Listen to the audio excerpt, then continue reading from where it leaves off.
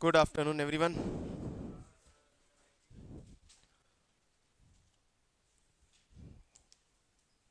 चलिए तो पहले प्रैक्टिकल टॉपिक की तरफ चलते हैं।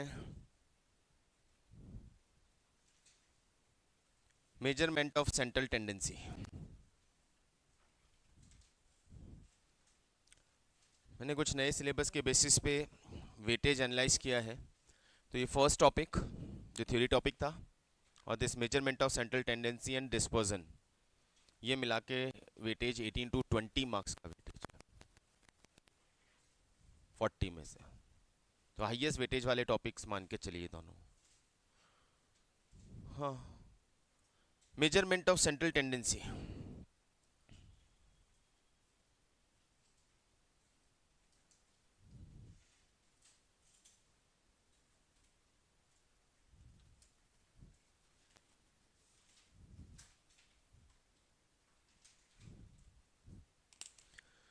मेजर ऑफ सेंट्रल टेंडेंसी क्या करने जा रहे हैं, क्या पढ़ रहे हैं हम यहाँ पे? Measure of central tendency. हमने स्टार्ट में बात की थी कि हम डेटा कलेक्ट कर रहे हैं, अरेंज कर रहे हैं, और उस अरेंज डेटा के बेसिस पे we will draw some interpretations. उनको एनालाइज करेंगे, एनालाइज करके कुछ इंटरप्रिटेशन निकालेंगे। लेकिन पहली प्रॉब्लम हमारे पास ये है, क्या हम सारे डेटा के बेसिस पे कुछ डिसीजन निकाल पा रहे हैं? नहीं सर। हमने बल्क ऑफ डेटा कलेक्ट किया, और जैसे एक एग्जांपल हमने लिया था प्लेयर का, तो वहाँ पे उसके सारे मैचेस के स्कोर की जगह हमने एक उसका रिप्रेजेंटेटिव स्कोर आइडेंटिफाई किया, जिसके बेसिस पे हम उसको जज कर रहे हैं। That is average. Average score of the player was 40 rupees, और उस 40, क्या बोल रहा हूँ मैं,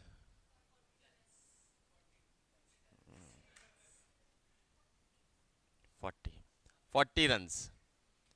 रुपीज़ जाता नहीं है दिमाग से यार, और भी थाउजेंड्स में ही आता है। तो 40 रन्स हमने एवरेज स्कोर आइडेंटिफाई किया। अब मैं उसका परफॉर्मेंस मेजर करूंगा तो मैं बोलूँगा कि उनका एवरेज रन 40 था, या 40 representing all score made by them. जितने भी स्कोर्स उन्होंने बनाए, उन सारे स्कोर्स के बेसिस पे हम जजमेंट नहीं ले रहे, तो हमने उनका एक ऐसा नंबर आइडेंटिफाई कर लिया जो नंबर उनके सारे स्कोर्स को रिप्रेजेंट कर रहा है। तो ऐसा कोई भी पॉइंट, ऐसा कोई भी डेटा, ऐसा कोई भी नंबर, ऐसी कोई भी वैल्यू जो बाकी सारी वैल्यूज को रिप्रेजेंट करे, उसे हम सेंट्रल टेंडेंसी बोलते हैं। सेंट्रल टेंडेंसी का मतलब वो पर्टिकुलर डेटा उन सारे डेटा, सराउंड डेटा का सेंटर है, जिस सेंटर के बेसिस पे हमने उन सभी को रिकॉग्नाइज किया है या उन सभी का कंक्लूजन ड्रॉ किया है। That is known as centre. ये सेंटर अलग अलग तरीके से आइडेंटिफाई किया जा सकता है। जैसे या तो हम ये सेंटर पोजिशनली आइडेंटिफाई करते हैं कि भैया एक लाइन लगा दिया, लाइन का सेंटर रिप्रेजेंटेटिव, तो जो सेंटर में खड़ा है वो उसको रिप्रेजेंट कर रहा है, यानी सारे डेटा को अरेंज कर दिया, और उस अरेंजमेंट में जो सेंटर में अवेलेबल है वो उन सबको रिप्रेजेंट कर रहा है। जस्ट लाइक ना, कभी कोई क्राउड होता है, कोई गैदरिंग होती है, तो उस गैदरिंग में कोई ना कोई एक सेंटर ऑफ अट्रैक्शन होता है जिसको सब सुन रहे हैं, तो वो सेंट्रल टेंडेंसी हो गया कि वही उन सबको रिप्रेजेंट कर रहा है। It's just like leader of all. It's just like leader of all कि एक ग्रुप है, उस ग्रुप को रिप्रेजेंट करने वाला जो पर्सन है वो सेंटर पर्सन है, और वही सेंट्रल टेंडेंसी। इस चैप्टर का, इस पूरे कॉन्सेप्ट का लॉजिक ही यही है कि यहाँ पे आपको एक ऐसा पर्सन, इन शॉर्ट ऐसा नंबर आइडेंटिफाई करना है, ऐसा डेटा आइडेंटिफाई करना है जो बाकी सारे डेटा को रिप्रेजेंट कर दे। अब that representation can be draw through simple average, mean. That representation can be draw through the position of the person, position of the data, कि इट इज सेंट्रली प्लेस्ड, तो हमने उसे उठा लिया, that is known as median. और third, जो data maximum time repeat होके आ रहा है, तो इसका मतलब वो डोमिनेट कर रहा है बाकी सभी को। जो नंबर बार बार रिपीट हो रहा है वो बाकी जितने भी बाकी नंबर या बाकी डेटा हमारे सामने, उन सबको डोमिनेट कर रहा है, तो हमने उसको रिप्रेजेंटेटिव बना दिया। That will become our central tendency known as mode. लेकिन ये तीनों ही तरीके से हम एक ही चीज आइडेंटिफाई कर रहे हैं, we need a number, we need a data that will represent all the data, वो डेटा जो बाकी सारे डेटा को रिप्रेजेंट करे, इधर मैथमेटिकली कैलकुलेटेड हो और पोजिशनली आइडेंटिफाइड हो। तो मेजरमेंट ऑफ सेंट्रल टेंडेंसी में यही वाला पार्ट हम डिस्कस कर रहे हैं। हम वो नंबर आइडेंटिफाई करना चाह रहे हैं, वो डेटा आइडेंटिफाई करना चाह रहे हैं जो पूरे ग्रुप को रिप्रेजेंट करेगा, और उसके बेसिस पे हम जजमेंट ड्रॉ करेंगे। ठीक है, पहले इसका मीनिंग लिख लेते हैं। डेफिनेशन लिखवा देता हूं, एज सच इंटरेस्ट कम होता है डेफिनेशन मेरा, लेकिन फिर भी इसका डेफिनेशन लिख लें। Tendency of a given set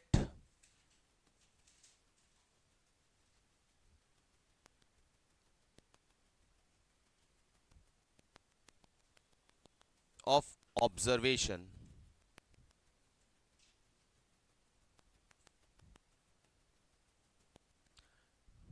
tendency of a given set of observations to cluster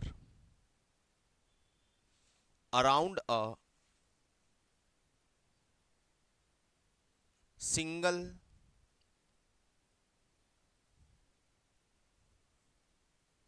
central or middle value is known as central tendency.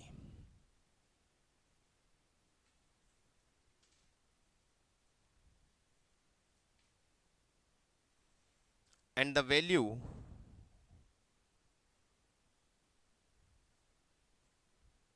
around which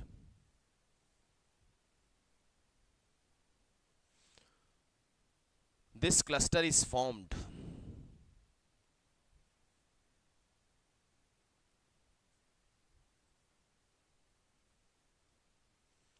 is known as measure of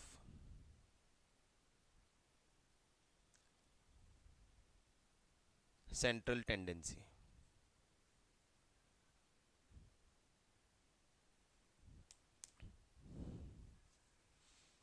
एक बार इसको read करें, क्या लिखा है हमने।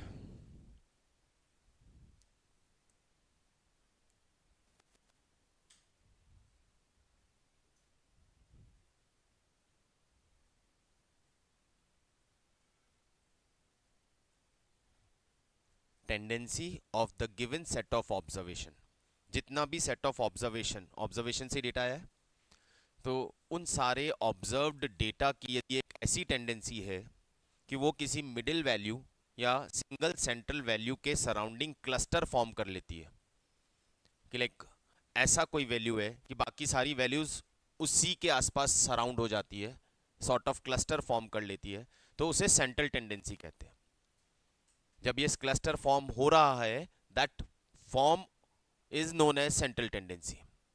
और जिस value के आसपास वो क्लस्टर फॉर्म कर रही है, उस वैल्यू को मेजर ऑफ सेंट्रल टेंडेंसी कहते हैं।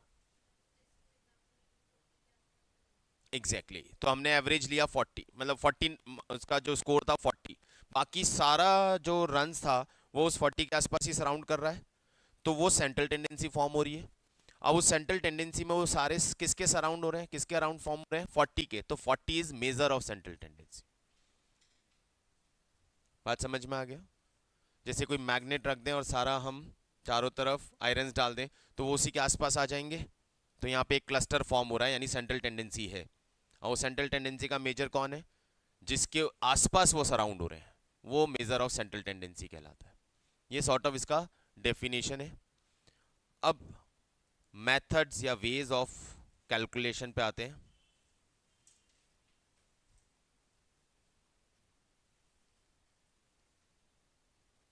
मेथड्स या वेज ऑफ कैलकुलेशन, यानी मेजर्स कैलकुलेट कर रहे हैं। सेंट्रल टेंडेंसी है, ये हमने डिफाइन कर दिया कि हाँ सेंट्रल टेंडेंसी है, मतलब किसी एक नंबर के आगे बाकी सब क्लस्टर फॉर्म कर रहे हैं, तो हमें वो नंबर मालूम करना है कि किसके आगे किसके सराउंडिंग ये क्लस्टर फॉर्म हो रहा है, दैट इज मेजर। तो मेजर ऑफ सेंट्रल टेंडेंसी या way of calculating that central tendency, दो तरह से सेंट्रल टेंडेंसी मेजर की जाती है।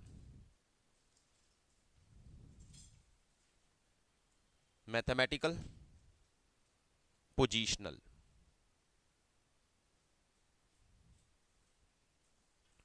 Mathematical, positional, there are two type of central tendency, measure of central tendency, mathematical and positional. Mathematical जहां हम कोई फॉर्मूला, कोई मेथड, कोई कैलकुलेशन यूज करेंगे और उससे सेंट्रल टेंडेंसी निकालेंगे, और पोजिशनल मतलब हम उसकी, उस पूरे डेटा के क्लस्टर के बीच में पोजीशन को देख के मेजर सेंट्रल टेंडेंसी निकालेंगे। मैथमेटिकल में आपके पास है एक मेथड नोन एज मीन, और मीन भी तीन तरह के हैं।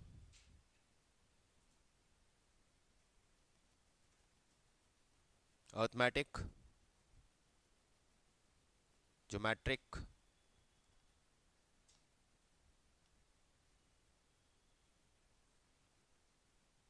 Arithmetic, geometric, harmonic.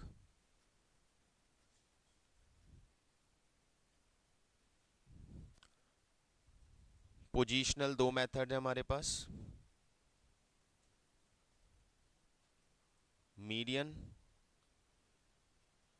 मोड।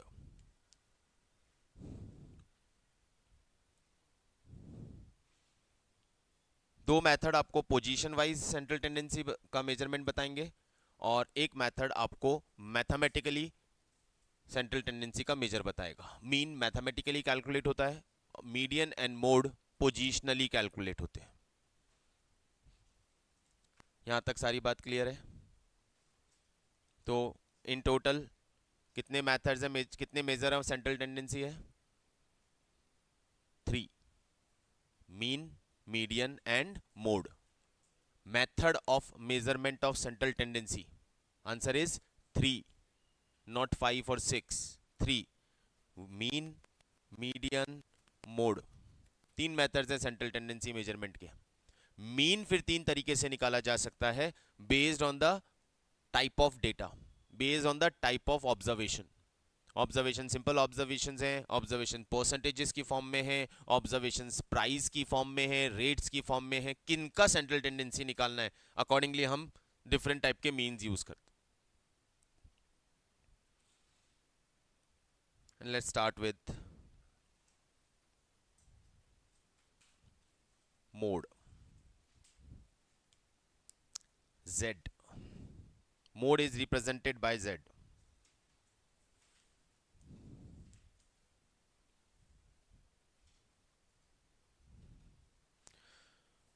एक लाइन में इसका मीनिंग लिख ले तो मोड क्या होता है? Value of the series having highest frequency. Value of the series having highest frequency, पूरी सीरीज की वो वैल्यू जिसकी फ्रीक्वेंसी हाईएस्ट है, मतलब जो सबसे ज्यादा बार रिपीट हुआ है। फ्रीक्वेंसी मतलब रिपीटेशन ऑफ द नंबर, तो उस पूरी सीरीज का वो नंबर जो सबसे ज्यादा बार रिपीट हुआ है, यानी जिसकी सबसे हाईएस्ट फ्रीक्वेंसी है, उसे हम मोड बोलते हैं।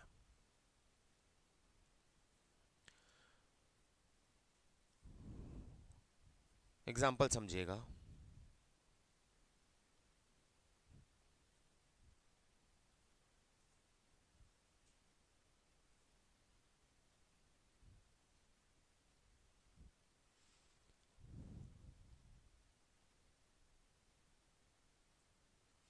इस पूरी सीरीज का मोड क्या होगा? 4, क्योंकि 4 6 टाइम रिपीट हुआ है। अब इस सीरीज का मोड क्या होगा?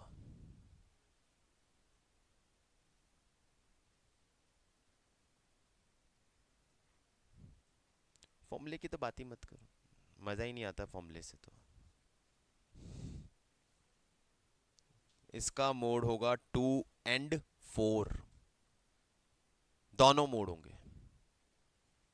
क्योंकि मोड का मतलब यही है कि जो उस पूरी सीरीज में सबसे ज्यादा बार रिपीट हुआ है। यदि कोई दो पर्सन सबसे ज्यादा बार रिपीट हो रहे हैं, या दो नंबर सबसे ज्यादा बार रिपीट हो रहे हैं, या कोई दो वैल्यू सबसे ज्यादा बार रिपीट हो रही है, तो वो दोनों मोड है।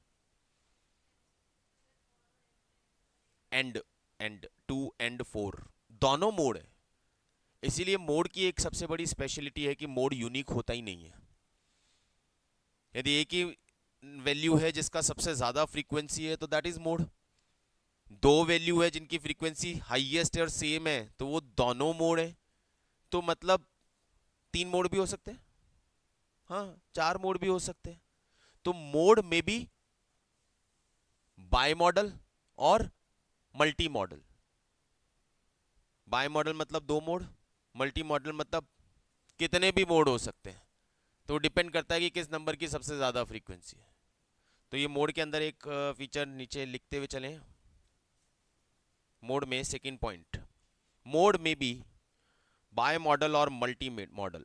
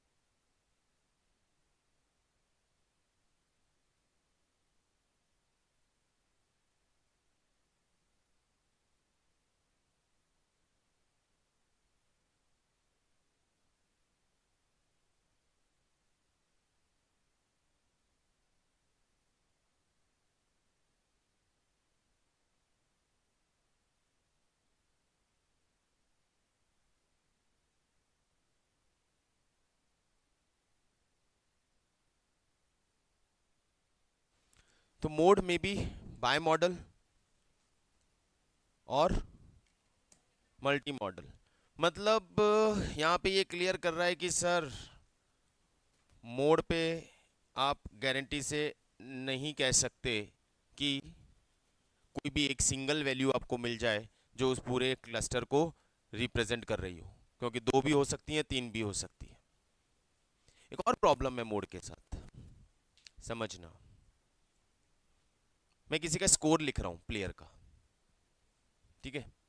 लास्ट मैच, एक मैच में he scored 28, then he scored 30, then 32, then 26, then 35, then again 30। 6 match हो गए। 7th मैच अगेन 30, फिर 32।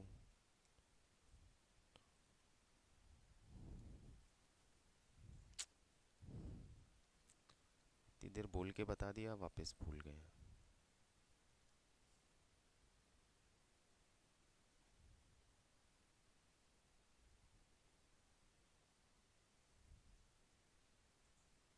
एक सेकंड बता रहा हूँ।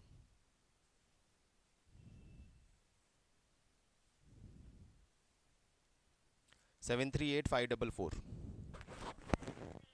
544।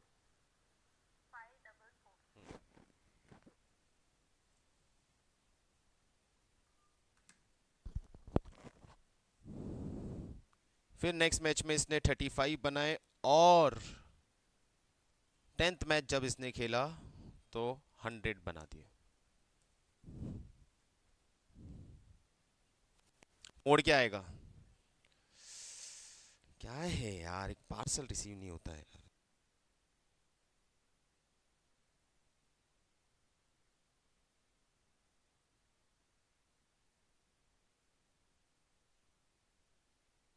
तुम्हें भी एक्सप्लेनेशन दो क्या चीज़ आई है। पार्सल तुम्हारे पास है, खोल के देख लो क्या चीज़ आई है। हाँ, मोड क्या आएगा 30, क्योंकि 3 बार रिपीट हुआ है। लेकिन एक एक्सट्रीम वैल्यू यहाँ पे हमने ऐड कर दी 100, क्या उससे मोड पे कोई फर्क पड़ेगा? नहीं पड़ेगा ना।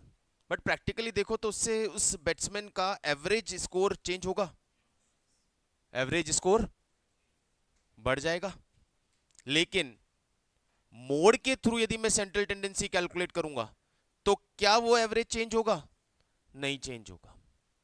तो मोड का एक और ये प्रॉब्लम है, और इसे प्रॉब्लम बोलिए या बेनिफिट बोलिए, कि कभी कोई एक एक्सट्रीम वैल्यू आ जाए तो उस एक एक्सट्रीम वैल्यू से उसका सेंट्रल टेंडेंसी चेंज नहीं होता है। And somehow it's a good thing कि देखा जाए तो एक ही मैच का स्कोर 100 है ना, बाकी सारे मैचेस में तो वो 30 के आसपास ही था, तो उसका मोड 30 ही होना चाहिए, उसका सेंट्रल टेंडेंसी, उसका रिप्रेजेंटेटिव नंबर 30 होना चाहिए। तो ये स्पेशलिटी मोड के साथ है, ये मीन के साथ नहीं है। मीन में एवरेज निकालते हो, एवरेज निकालोगे तो जैसे ही 100 आएगा आपका एवरेज बढ़ जाएगा, लेकिन मोड में सेंट्रल टेंडेंसी चेंज नहीं होगी। तो मोड में एक और पॉइंट लिख लेते हैं, it is not affected by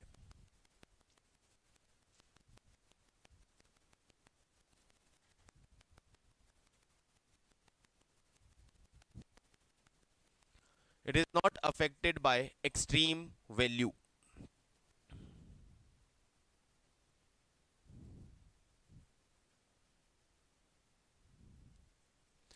Hence इसको बोलते हैं robust.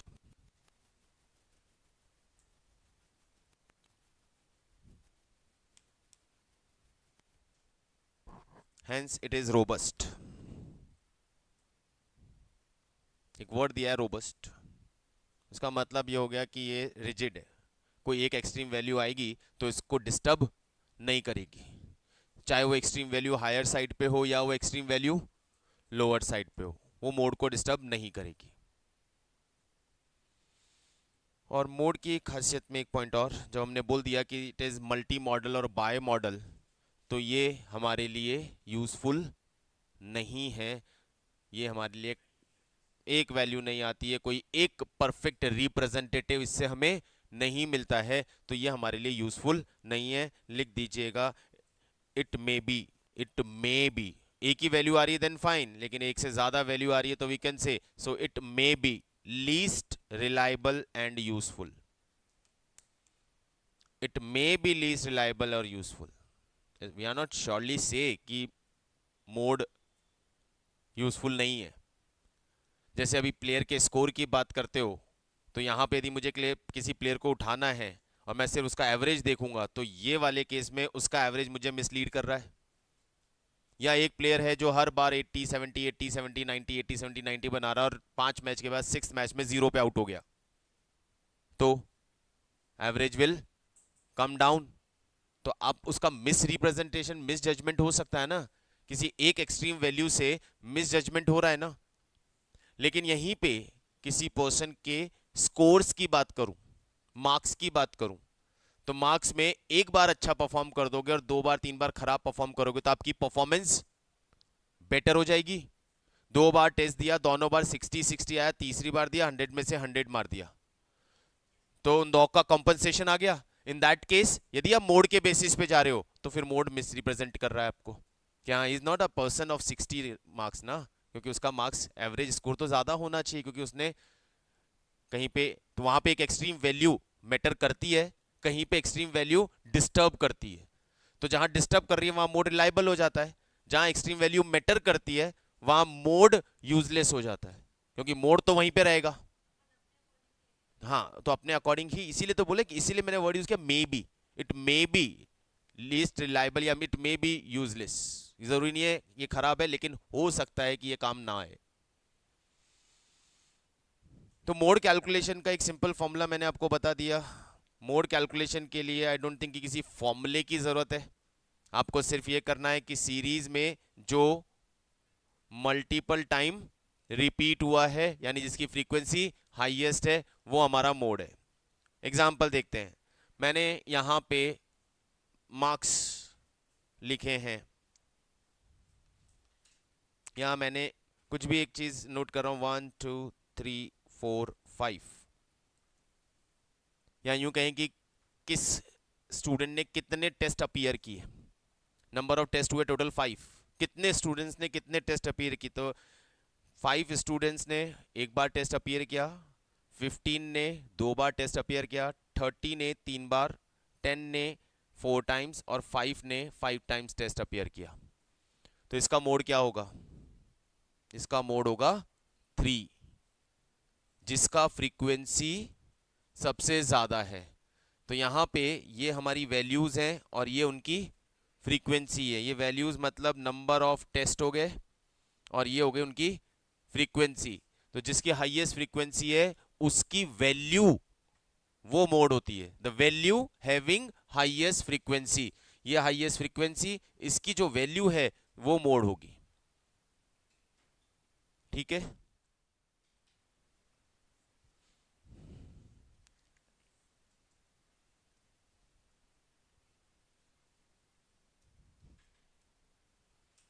Value that is centrally placed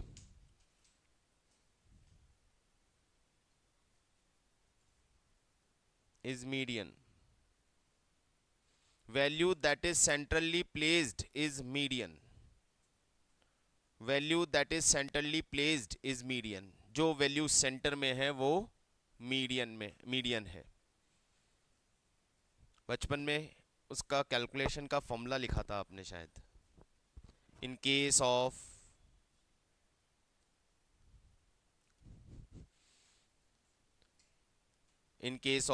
odd number of items, n plus 1 by 2th item.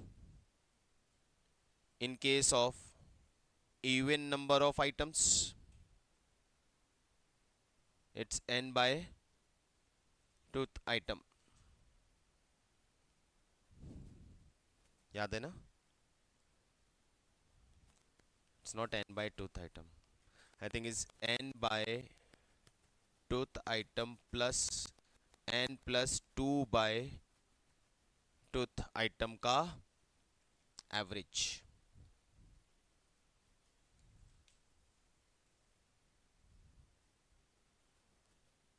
मुझे याद नहीं होते फॉर्मूले यार।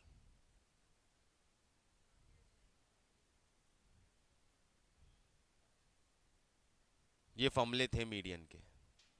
नहीं नहीं जी, n प्लस 1 बाई 2 एंड नीचे होता है n by 2 plus n plus 2 by 2th item का एवरेज।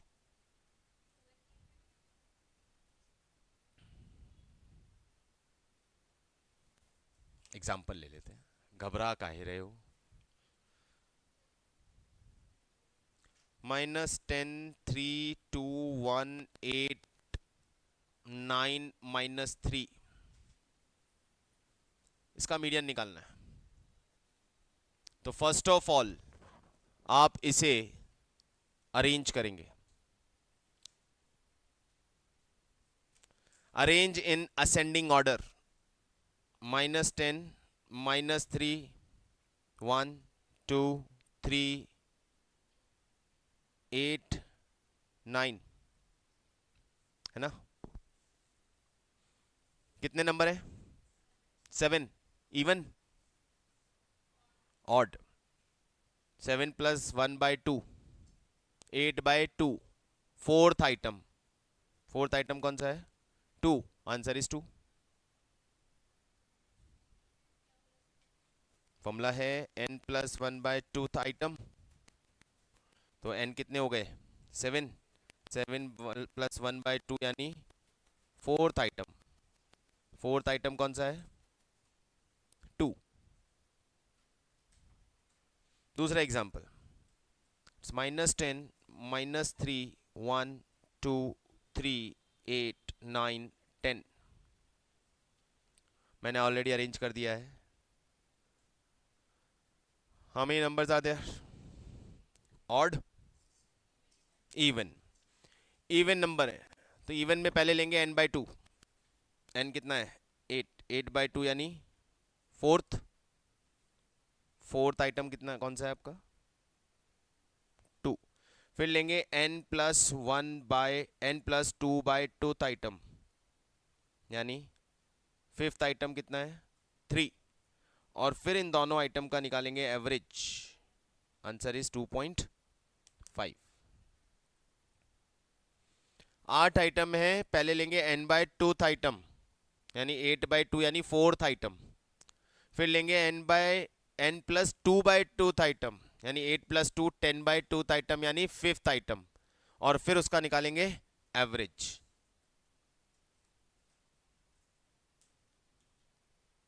All rubbish. लिख लिए ना फॉर्मूले ये।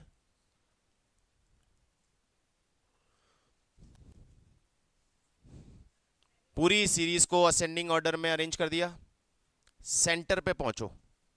सेंटर कहां आ रहा है 3 इधर बीच में ये है आंसर। ठीक है इवन है कोई बात नहीं 4 इधर बीच में यहां आ रहा है बीच में आ रहा है मतलब उसके आजू बाजू वाले का एवरेज।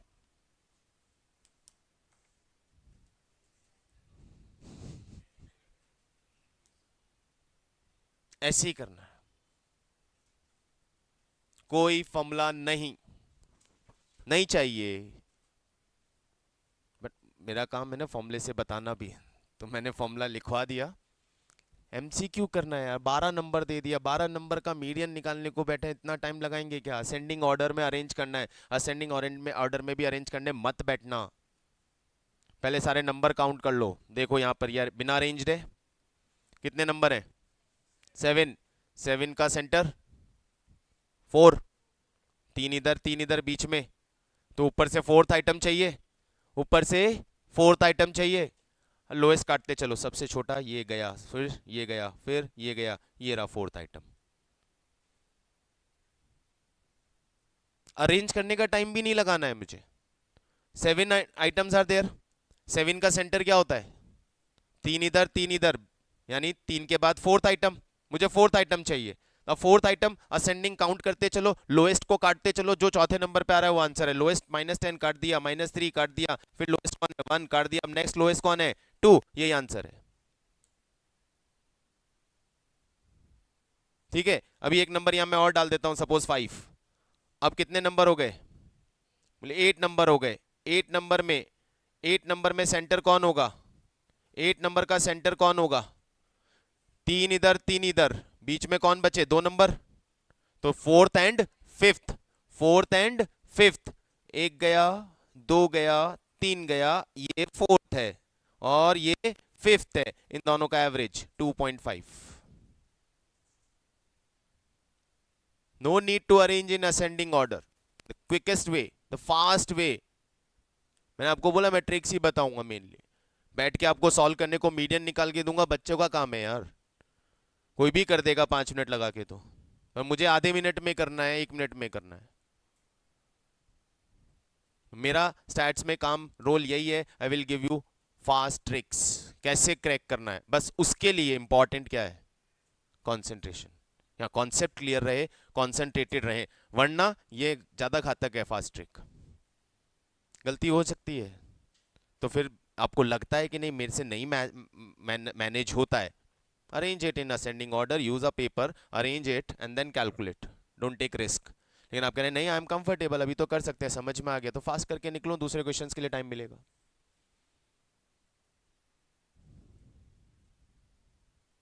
बोलो ठीक है चलिए अभी मीडियन के फैमिली मेंबर्स भी हैं।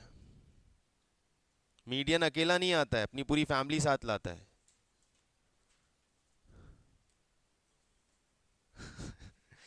मीडियन के बहुत सारे फैमिली मेंबर्स हैं और मीडियन के फैमिली मेंबर्स में आपका अच्छा पहले मीडियन में दूसरी सीरीज भी बात कर लें यार सॉरी डिस्क्रीट सीरीज में मीडियन कैसे निकलेगा। ये इंडिविजुअल सीरीज थी। डिस्क्रीट सीरीज होती है जिसमें x और f होता है।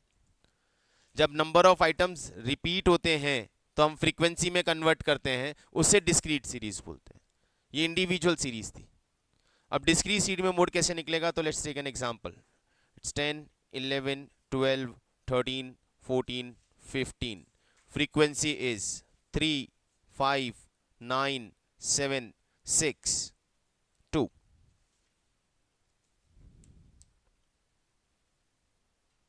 अच्छा, मोड का लॉजिक वापस, सॉरी, मीडियन का लॉजिक क्या था? सेंटरली प्लेस्ड। अब यहां पे नंबर बहुत सारे हैं। कितने नंबर्स हो गए टोटल? हाँ, नॉट 6, नॉट 6, 32 नंबर्स हैं आपके पास। And that is the logic. 32 numbers हैं आपके पास। 10 3 बार लिखा हुआ है, 11 5 बार लिखा हुआ है। मैंने तो उनको 5 बार ना लिख के उसकी फ्रीक्वेंसी 5 लिख दी। आपको लग रहा है 11 एक ही बार है। इट्स नॉट 11 एक ही बार है, इट्स नॉट 10 एक ही बार है। 10 10 10 11 11 11 11 11। तो 11 5 बार था, तो मैंने एक बार लिख के फ्रीक्वेंसी 5 डाल दी है। फ्रीक्वेंसी का मतलब क्या होता है? कितनी बार वो नंबर रिपीट हुआ है उस सीरीज में। तो मैं नंबर ऑफ आइटम की बात करूंगा तो एक नंबर को एक बार नहीं काउंट करते हैं। एक नंबर 4 बार आया तो उसे 4 बार काउंट करते हैं। तो टोटल नंबर ऑफ आइटम्स कितने हो गए आपके पास इस सीरीज में? 32। 32 का सेंटर इवन नंबर है ना, तो 30 का 15 हटाओ, 15 हटाओ, 16th और 17th नंबर का एवरेज, 16th और 17th नंबर का एवरेज 32 नंबर है। 32 में से सेंटर में दो कौन से होंगे? 16th नंबर और 17th नंबर, ये सेंटर में आएंगे ना दोनों। 16th और 17th नंबर का एवरेज। 16th नंबर कौन सा है? 3 पे ये था, 5 ही हो गए 8, 8 और 9 17। मतलब 16 नंबर पे भी 12 था, 17 नंबर पे भी 12 था। तो इसका मीडियन हो गया 12। वापिस समझना चीज, शॉर्ट ट्रिक तो दूंगा ही। हाँ, 12 + 12 का एवरेज 12। मैं इस सीरीज को लिख देता हूं, ये ऐसे लिखी हुई होगी ना, 10 10 10 11 11 11 11 11 12 12 12 ऐसे करके 9 बार। उसके बाद आ जाएगा 13 ऐसे करके 7 टाइम्स, 14 ऐसे करके 6 बार, और 15 और 15 2 बार। टोटल 32 नंबर हो गए। 32 नंबर का सेंटर 16th और 17th नंबर। 3 3 6 2 8 2 10 11 12 13 14 15 16। 16 नंबर पे कौन है? 12। और 17 नंबर पे भी कौन है? 12। तो 16th और 17th नंबर है 12, दोनों का एवरेज 12। 12 is the answer. अब इसको सिंप्लीफाई करने के लिए क्या करेंगे? बोले सर ऐसे अरेंज करेंगे और ऐसे ढूंढेंगे तो थोड़ा तकलीफ हो जाती है। तो एक काम करते हैं, इन नंबर्स की टोटल कर लेते हैं। ऐसे आई थी टोटल। 0 से 3 नंबर तक कौन है? सारे के सारे 10 है। 10 के बाद अगले 8 नंबर, 5 नंबर 11 है, तो टोटल 8 नंबर तक 11 है। ऐसे हुआ, ठीक है। अब 32 आपके पास आया था, इस 32 को आपको कौन सा नंबर चाहिए? 16 एंड 17 का एवरेज। 32 divided by 2, 16। 16 की जस्ट 32 प्लस, हाँ ठीक है, 16 के बाद जो जस्ट हायर फ्रीक्वेंसी है, 16 के जस्ट हायर क्यूमुलेटिव फ्रीक्वेंसी कौन सी है? इसका जो नंबर होगा that will be your answer. हाँ, तो प्रोसीजर लिख लो।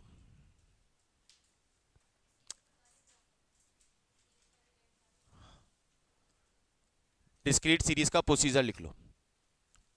First calculate CF। First calculate CF।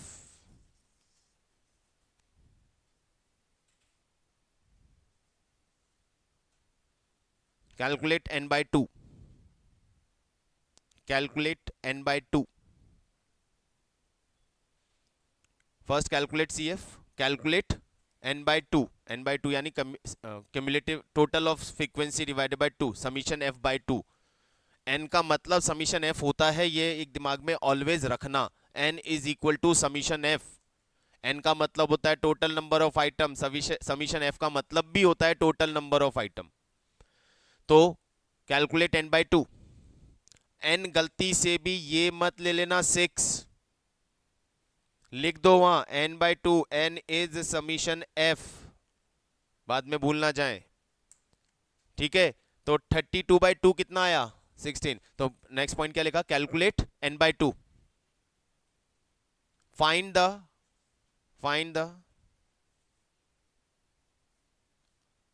just higher CF, just higher CF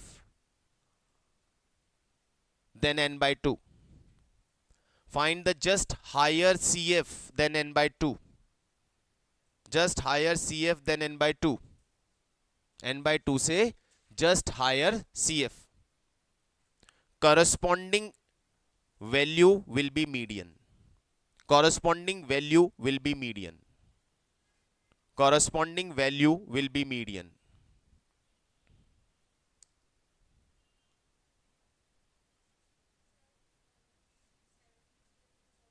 अभी कर देते हैं बेटा, इसलिए तो हटाया, मन में रखना ही नहीं।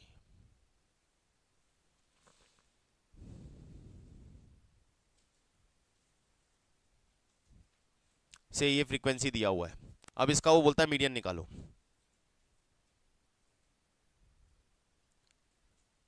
फटाफट टोटल लगाओ फ्रीक्वेंसी की कैलकुलेटर पे, कैलकुलेटर पे टोटल लगाओ फ्रीक्वेंसी की। 30 है पक्का, 30/2 15। अब ऊपर से जोड़ते चलो, 15 से बड़ा कौन आ रहा है, 3 3 और 5 8, 8 और 9 17, ये 15 से बड़ा है, आंसर इज 12। जस्ट हायर, तो उसके बाद तो सारे हायर होंगे ना बेटा। n बाई 2 आपने निकाला, n बाई 2 15 आया, जैसे ही 15 क्रॉस होता है उसका नंबर उठा लीजिए, आंसर हो गया। एक मिनट, इसकी फ्रीक्वेंसी 12 है, तो 8 + 12, वो भी आंसर 12 है। Just n by 2, n by 2 कितना आया 15। अब यहां पे जोड़ते चलो, जैसे ही 15 के ऊपर जाते हो उसका नंबर उठा लो।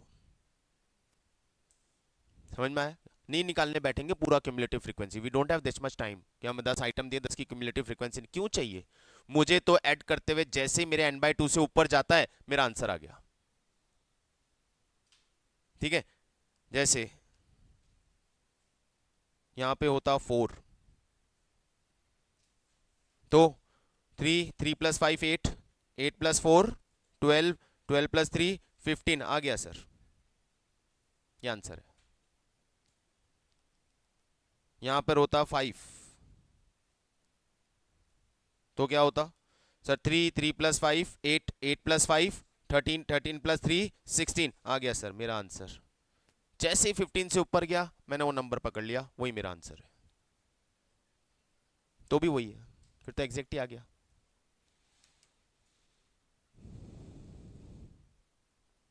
डन, ये मीडियन हो गया डिस्क्रीट सीरीज का। अभी कंटिन्यूस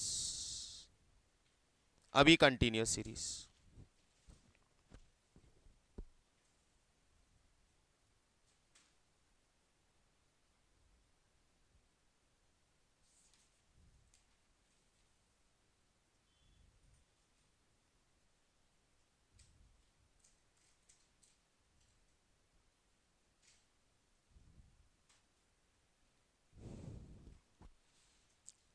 पहला काम वही करो जो अभी कर रहे थे।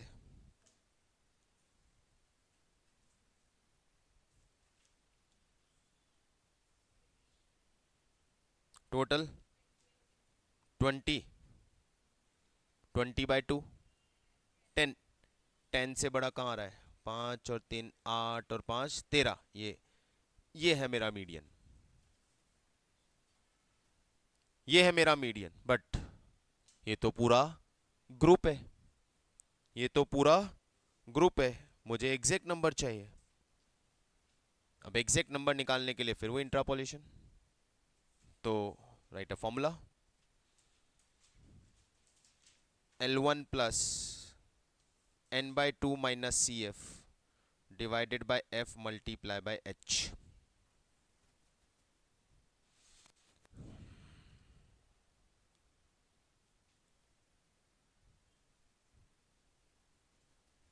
इसलिए ब्रैकेट लगा दिया, गड़बड़ ना हो जाए।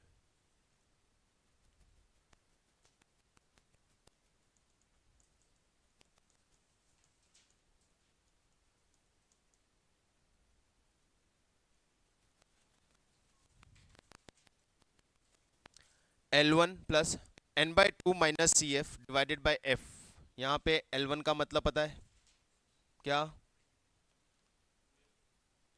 लोअर कंट्रोल या group limit, control limit of median group. n by 2 तो हमें निकाला ही था, वही है n बाई 2। सी एफ होती है frequency of median group, sorry sequence cumulative frequency of previous group. Cumulative frequency of previous group. F होता है frequency of median group.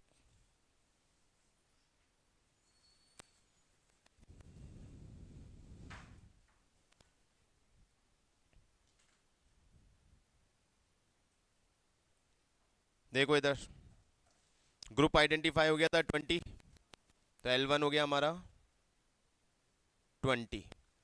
n by 2 10 से छोटा C F 8 divided by 5 multiply by 10, answer is 24।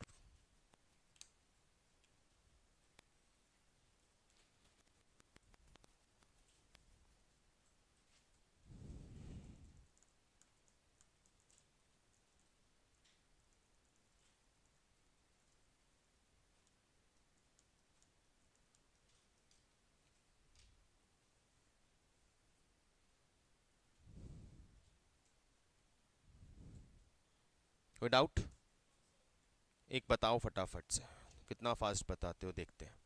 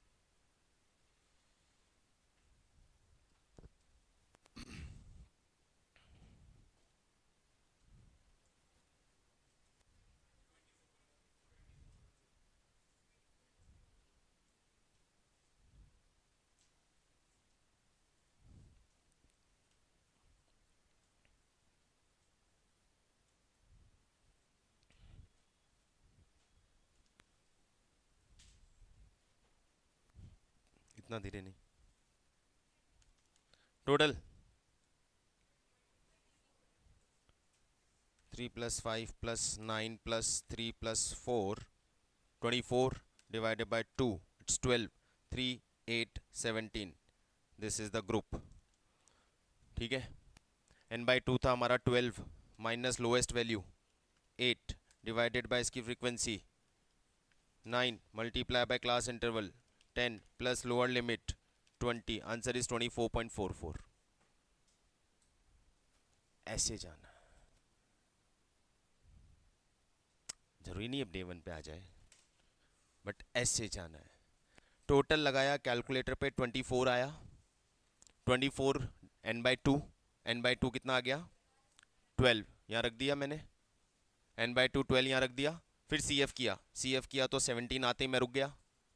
17 आते रुक गया। 12 में से क्या माइनस होगा, इसका प्रीवियस CF, इसमें क्या डिवाइड होगा, इसका फ्रीक्वेंसी, इसमें मल्टीप्लाई होगा इसका गैप, और इसमें ऐड होगा इसका earliest point. 12 minus 8 is 4, 4 by 9, 9 into 10 plus 20।